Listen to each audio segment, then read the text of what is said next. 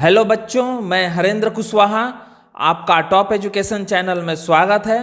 और आज हम लोग बिहार बोर्ड क्लास 5th का 8th लेसन पढ़ेंगे, the Arab and his camel.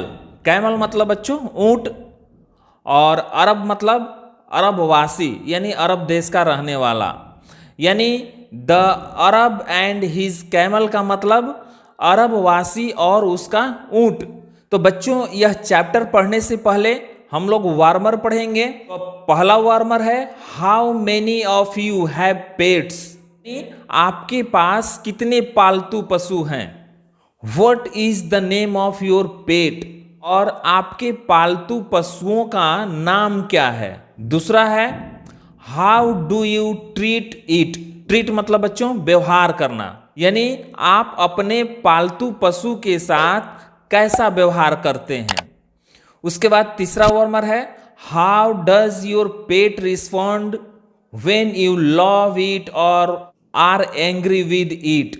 Angry मतलब बच्चों गुस्सा, और लव मतलब प्यार, रिस्पॉन्ड मतलब प्रतिक्रिया।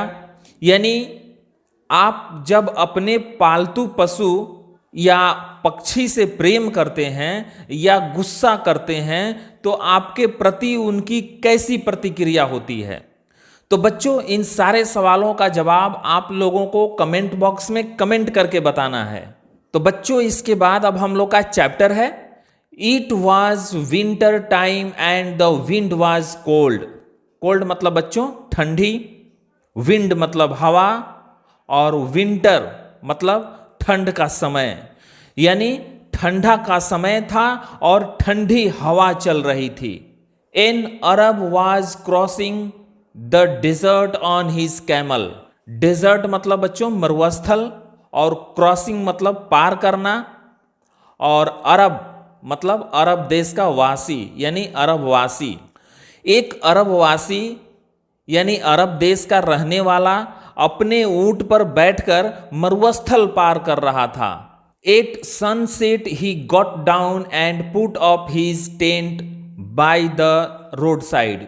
रोड साइड मतलब बच्चों सड़क के बगल में, और पुट अप मतलब लगाना, गॉट डाउन मतलब नीचे उतरा, और सनसेट मतलब सूर्यास्त। यानी शाम को जब सूर्यास्त होने वाला था तब वह अपने ऊंट से नीचे उतरा और रात गुजारने के उद्देश्य से सड़क के किनारे अपना तंबू लगा दिया। The tent was too small for both of them. Both of them मतलब बच्चों उन दोनों के लिए, और टू स्मॉल मतलब बहुत छोटा। यानी तंबू इतना छोटा था कि तंबू में वे दोनों एक साथ नहीं रह सकते थे। So the Arab went in and left the camel outside. Outside मतलब बच्चों बाहर। इसलिए अरबवासी ने यानी ऊंट के मालिक ने ऊंट को तंबू के बाहर छोड़ दिया और स्वयं वह तंबू में आराम करने लगा। The camel stood outside the tent for 2 hours in the cold. Stood मतलब बच्चों खड़ा रहना, यानी ऊंट उस ठंडे मौसम में ठंडी हवा के बीच तंबू के बाहर 2 घंटे तक खड़ा रहा। Then he said to his master the Arab, it is very cold outside. Master मतलब बच्चों मालिक, यानी उसके बाद उसने अपने मालिक से यानी अरबवासी से कहा, मालिक बाहर बहुत ठंड लग रही है। May I put my head and neck inside the tent. Inside the tent मतलब बच्चों तंबू के अंदर। यानी ऊंट ने कहा कि क्या मैं अपना सिर और गर्दन तंबू के भीतर कर सकता हूं। The Arab said yes and moved to a corner of the tent. Corner of the tent मतलब तंबू के कोने में, और मूव्ड मतलब चला गया। तो मालिक ने ऊंट से कहा, हाँ तुम अपना सिर और गर्दन भीतर कर सकते हो, और यह कहकर वह खुद तंबू के कोने में चला गया। The camel put his head and neck inside the tent. और उसके बाद ऊंट ने अपना सिर और गर्दन तंबू के अंदर कर लिया। आफ्टर अ शॉर्ट टाइम यानी कुछ ही देर बाद, he said to his master यानी ऊंट ने अपने मालिक से कहा, my head and neck are warm now but my front leg are cold.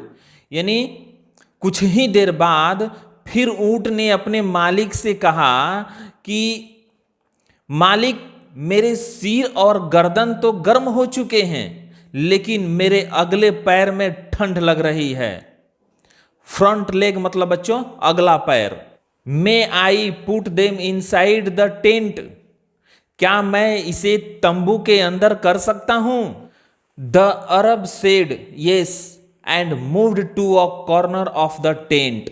यानी अरबवासी ने यानी उस ऊंट के मालिक ने कहा हां, और वह स्वयं तंबू के और कोने में चला गया। The camel put his front legs inside the tent, और ऊंट ने अपना अगला पैर तंबू के अंदर कर लिया।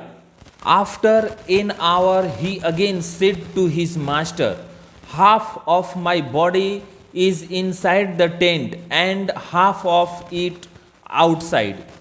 आई can't shut the door and the cold wind is coming into the tent। cold wind मतलब बच्चों ठंडी हवा, और shut the door मतलब दरवाजा बंद करना। यानी 1 घंटा बाद उस ऊंट ने अपने मालिक से फिर कहा, मालिक, मेरे शरीर का आधा भाग तंबू के भीतर है और आधा भाग बाहर, इसलिए मैं दरवाजा भी बंद नहीं कर सकता, और बाहर से तंबू में ठंडी हवा भी आ रही है। Both of us will catch cold. Catch cold मतलब बच्चों ठंड लग जाएगी। यानी ऊंट कहता है अपने मालिक से कि हम दोनों को ठंड लग जाएगी।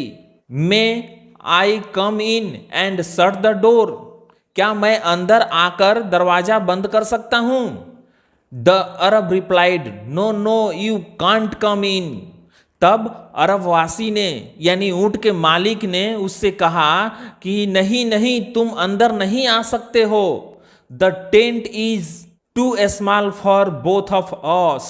बोथ ऑफ अस मतलब हम दोनों, यानी यह तंबू इतना छोटा है कि इसमें हम दोनों एक साथ नहीं रह सकते। But the camel was not at all disturbed. और अपने मालिक की बात सुनकर ऊंट बिल्कुल डिस्टर्ब नहीं हुआ, यानी बाधित नहीं हुआ।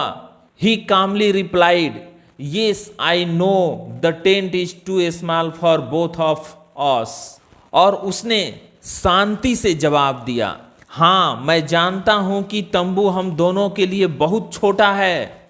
You can walk out of it, आप यहां से बाहर जा सकते हैं। He did not waste any time as well. Waste मतलब बच्चों समय गंवाना, यानी उसने समय नहीं गंवाया। He went in and push the Arab out of the tent, और वह तंबू में घुस गया, यानी तंबू में प्रवेश कर गया और अपने मालिक को धक्का देकर बाहर कर दिया।